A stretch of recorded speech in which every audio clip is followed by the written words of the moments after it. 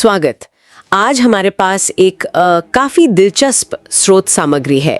ये Indian polity मतलब भारतीय राज व्यवस्था के बिल्कुल कह सकते हैं शुरुआती हिस्से पर फोकस करती है और स्रोत दावा करता है कि ये हिस्सा सबसे महत्वपूर्ण भी है। ये स्रोत सीधा सीधा भारतीय संविधान के पहले 51 आर्टिकल्स की बात करता है, अनुच्छेद 1 से लेकर 51 तक। संघ और उसका राज्य क्षेत्र यानी अनुच्छेद 1 से 4। हाँ, भाग 1 अनुच्छेद 1 कहता है India that is Bharat shall be A union of states, यानी भारत अर्थात इंडिया राज्यों का एक संघ होगा। यहाँ यूनियन शब्द का इस्तेमाल जानबूझकर किया गया है। फेडरेशन क्यों नहीं? डॉक्टर अम्बेडकर ने समझाया था कि भारतीय संघ राज्यों के बीच किसी समझौते का नतीजा नहीं है, जैसा कि अमेरिका में है, और किसी भी राज्य को संघ से अलग होने का अधिकार नहीं है। इसलिए यूनियन शब्द बेहतर है। और अनुच्छेद 2 और 3 क्या कहते हैं? अनुच्छेद 2 संसद को शक्ति देता है कि वो कानून बनाकर भारत संघ में नए राज्यों को शामिल कर सकती है या नए राज्यों की स्थापना कर सकती है, जैसे सिक्किम का विलय। अनुच्छेद 3 संसद को अधिकार देता है कि वो किसी मौजूदा राज्य में से नया राज्य बना सकती है, किसी राज्य का क्षेत्र घटा या बढ़ा सकती है, उसकी सीमाएं बदल सकती है या उसका नाम बदल सकती है। क्या इसके लिए राज्य की मर्जी जरूरी है? नहीं, जरूरी नहीं है। अनुच्छेद 3 के तहत ऐसा कोई भी बिल लाने से पहले राष्ट्रपति की सिफारिश चाहिए होती है।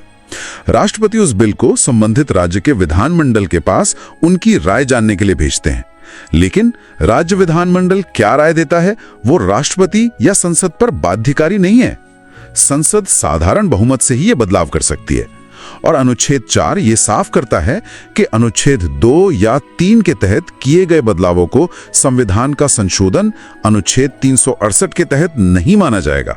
आजादी के बाद राज्यों का पुनर्गठन भी तो हुआ था भाषा के आधार पर। हाँ बिल्कुल, पहले तो देसी रियासतों का एकीकरण हुआ। सरदार पटेल, वीपी मेनन की भूमिका अहम थी। हैदराबाद को ऑपरेशन पोलो से, जूनागढ़ को जनमत संग्रह से और कश्मीर को विलय पत्र से भारत में शामिल किया गया। फिर भाषा के आधार पर राज्यों की मांग उठी। शुरुआत में धारा आयोग और जेवीपी समिति ने इसका विरोध किया, लेकिन पोट्टी श्री रामुलु के अनशन और निधन के बाद 1953 में आंध्र प्रदेश पहला भाषाई राज्य बना। इसके बाद फजल अली आयोग बना, जिसने भाषाई आधार को तो स्वीकारा, लेकिन एक राज्य एक भाषा के सिद्धांत को नहीं माना। इसी आयोग की सिफारिश पर 1956 में राज्य पुनर्गठन अधिनियम बना, जिससे 14 राज्य और 6 केंद्र शासित प्रदेश बने। ठीक है, चलिए अब आखिरी हिस्से पर आते हैं, नागरिकता यानी सिटीजनशिप। ये संविधान के भाग 2 में है, अनुच्छेद 5 से 11। जी, संविधान के ये अनुच्छेद मुख्य रूप से इस बात से जुड़े थे कि 26 जनवरी 1950 को यानी संविधान लागू होने के दिन कौन भारत का नागरिक माना जाएगा। क्योंकि उस समय बंटवारा हुआ था, लोग आ जा रहे थे, तो स्थिति थोड़ी जटिल थी।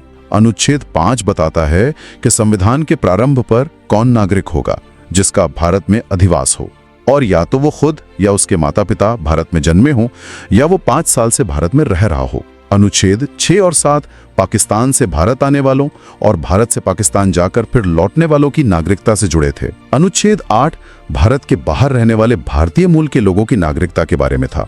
अनुच्छेद 9 कहता है कि अगर कोई अपनी मर्जी से किसी दूसरे देश की नागरिकता ले लेता है तो उसकी भारतीय नागरिकता खत्म हो जाएगी। और अनुच्छेद 11? अनुच्छेद 11 सबसे महत्वपूर्ण है इस भाग में। यह संसद को नागरिकता हासिल करने, खत्म करने और इससे जुड़े सभी मामलों पर कानून बनाने की पूरी शक्ति देता है। और संसद ने इस शक्ति का इस्तेमाल करके कानून बनाया भी है ना? नागरिकता प्राप्त करने के 5 तरीके बताता है: जन्म से, वंश परंपरा से, पंजीकरण से, देशीयकरण से और भूमि अर्जन द्वारा, यानी कोई नया क्षेत्र भारत में शामिल हो जाए। और नागरिकता समाप्त होने के 3 तरीके बताता है: स्वैच्छिक त्याग, बर्खास्तगी अगर दूसरे देश की नागरिकता ले ली, या सरकार द्वारा वंचित किया जाना, कुछ खास स्थितियों में जैसे धोखाधड़ी या संविधान का अनादर। इस कानून में समय समय पर संशोधन भी हुए हैं, जैसे कि हाल ही में नागरिकता संशोधन अधिनियम 2019 यानी CAA, जो काफी चर्चा में रहा। ये क्या है संक्षेप में? ये 2019 का संशोधन 1955 के अधिनियम में बदलाव करता है। इसका घोषित उद्देश्य है पाकिस्तान, बांग्लादेश और अफगानिस्तान से धार्मिक उत्पीड़न के कारण 31 दिसंबर 2014 तक भारत आए 6 समुदायों हिंदू, सिख, बौद्ध, जैन, पारसी और ईसाई के लोगों को भारतीय नागरिकता देना आसान बनाना। इसके तहत इन लोगों के लिए देशीयकरण द्वारा नागरिकता पाने के लिए भारत में रहने की जो अवधि पहले 11 साल थी, उसे घटाकर 5 साल कर दिया गया है। ये कानून संविधान की 6ठी अनुसूची में शामिल कुछ आदिवासी क्षेत्रों और इनर लाइन परमिट वाले राज्यों पर लागू नहीं होता है।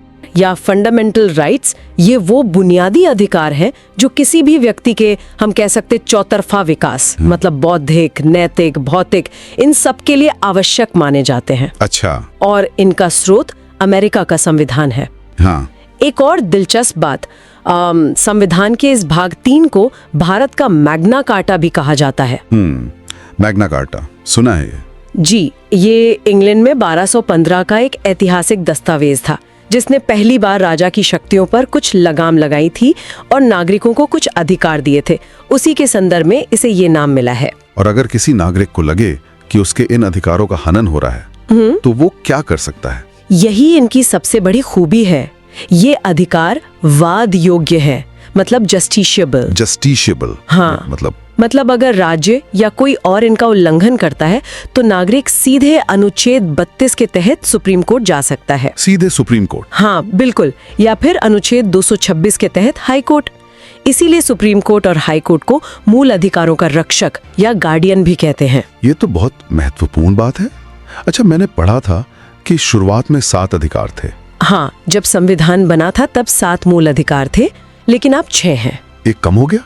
कौन सा? संपत्ति का अधिकार, जो पहले अनुच्छेद 31 में था, उसे 44वें संविधान संशोधन 1978 के जरिए मूल अधिकारों की लिस्ट से हटा दिया गया। अच्छा, तो अब वो अधिकार नहीं रहा? अधिकार तो है, लेकिन अब वो मूल अधिकार नहीं है। अब वो अनुच्छेद 300A के तहत सिर्फ एक कानूनी या वैधानिक अधिकार है। ठीक है, तो अब 6 अधिकार कौन कौन से हैं? अब है समता का अधिकार, स्वतंत्रता का अधिकार, शोषण के विरुद्ध अधिकार, धर्म की स्वतंत्रता का अधिकार, संस्कृति और शिक्षा संबंधी अधिकार, और 6ठा संवैधानिक उपचारों का अधिकार। चलिए इनको थोड़ा और समझते हैं। समता का अधिकार, अनुच्छेद 14 से 18। अनुच्छेद 14 काफी दिलचस्प लगता है। हाँ, अनुच्छेद 14 में दरअसल 2 कॉन्सेप्ट्स हैं। पहला है विधि के समक्ष समता, यानी इक्वालिटी बिफोर लॉ। ये यूके से लिया गया है। इसका क्या मतलब है? ये एक तरह से नेगेटिव कॉन्सेप्ट है, मतलब कानून के सामने सब बराबर है, कोई स्पेशल ट्रीटमेंट नहीं। ठीक है, और दूसरा है विधियों का समान संरक्षण, यानी इक्वल प्रोटेक्शन ऑफ लॉज। ये यूएसए से लिया है। ये पॉजिटिव कॉन्सेप्ट है। ये कहता है कि समान परिस्थितियों में सबके साथ समान व्यवहार होगा। लेकिन अगर परिस्थितियां अलग हो तो? हाँ, यही इसका पॉजिटिव पहलू है। अगर परिस्थितियां अलग हैं, जैसे महिलाओं की, बच्चों की या समाज के पिछड़े वर्गों की, तो राज्य उनके उत्थान के लिए विशेष प्रावधान कर सकता है, जिसे हम सकारात्मक भेदभाव या पॉजिटिव डिस्क्रिमिनेशन कहते हैं। अच्छा, ताकि असल में समानता आ सके। बिल्कुल, इसी सिद्धांत पर अनुच्छेद 15(3) और 15(4) महिलाओं, बच्चों और पिछड़े वर्गों के लिए विशेष व्यवस्था की इजाजत देते हैं, और अनुच्छेद 16(4) सरकारी नौकरियों में आरक्षण की बात करता है। तो अनुच्छेद 15 और 16 इसी से जुड़े हैं। जी, अनुच्छेद 15 कहता है कि धर्म, मूल वंश, जाति, लिंग या जन्म स्थान के आधार पर कोई भेदभाव नहीं होगा, पर इसमें वही अपवाद है। और अनुच्छेद 16 सरकारी नौकरियों में अवसर की समानता देता है, पर यहाँ भी पिछड़े वर्गों के लिए आरक्षण का प्रावधान है। और ये दोनों सिर्फ भारतीय नागरिकों के लिए है ना? हाँ, ये याद रखना जरूरी है। अनुच्छेद 15 और 16 केवल भारतीय नागरिकों पर लागू होते हैं। और अनुच्छेद 17 और 18?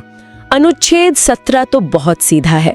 ये अस्पृश्यता, मतलब छुआछूत का अंत करता है। इसे किसी भी रूप में मानना एक दंडनीय अपराध है। और 18? अनुच्छेद 18 उपाधियों का अंत करता है, मतलब राज्य, सेना या शिक्षा संबंधी सम्मानों को छोड़कर कोई और टाइटल नहीं देगा, जैसे भारत रत्न वगैरह पुरस्कार है, उपाधि नहीं। अच्छा, कोई विदेशी उपाधि भी नहीं ले सकते? बिना राष्ट्रपति की अनुमति के नहीं। ठीक है, तो ये था समता का अधिकार। अब आते हैं स्वतंत्रता के अधिकार पर, अनुच्छेद 19 से 22। कहते हैं अनुच्छेद 19 तो संविधान की रीढ़ है। सही कहा। अनुच्छेद 19 क भारतीय नागरिकों को 6 तरह की आजादियां देता है। 6? कौन कौन सी? पहली, बोलने और अभिव्यक्ति की स्वतंत्रता। इसी में प्रेस की आजादी, सूचना का अधिकार, चुप रहने का अधिकार, यह सब आ जाता है। यूनियन बनाने की स्वतंत्रता। चौथी, देश में कहीं भी आने जाने की स्वतंत्रता। कहीं भी? हाँ, भारत के राज्य क्षेत्र में।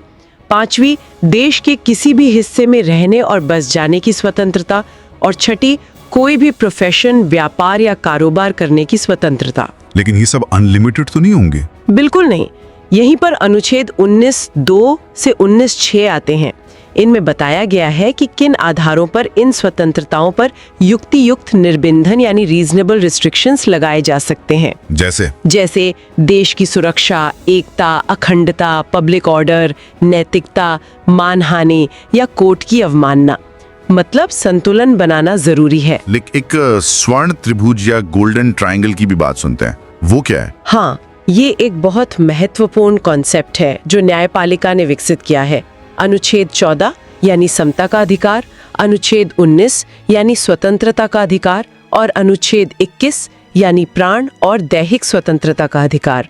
इन तीनों को मिलाकर मूल अधिकारों का स्वर्ण त्रिभुज कहा जाता है। क्यों? क्योंकि ये तीनों मिलकर ही व्यक्ति की गरिमा और आजादी को सही मायने में सुनिश्चित करते हैं।